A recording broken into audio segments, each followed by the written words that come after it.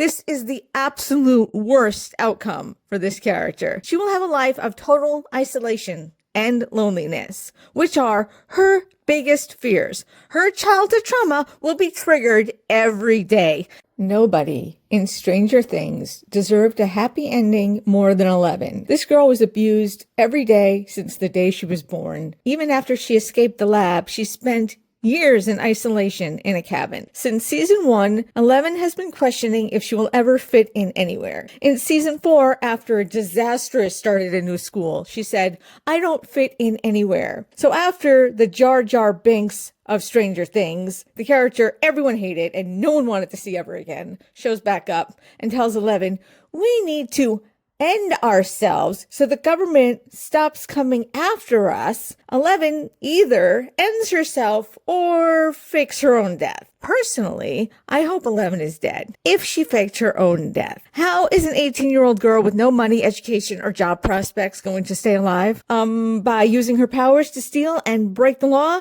which will make the government always come after her anyway. People have compared her arc to E.T., the magical creature that leaves at the end of the story. This is not an ending similar to E.T. If she is still alive, she will be constantly on the run. She will never settle down. She will never end up with another found family. She will have a life of total isolation and loneliness, which are her biggest fears. Her childhood trauma will be triggered every day. This is the absolute worst outcome for this character. Are the Duffer Brothers telling us, if you were a lonely, abused child, you're fated to be a lonely adult? Thank you for that.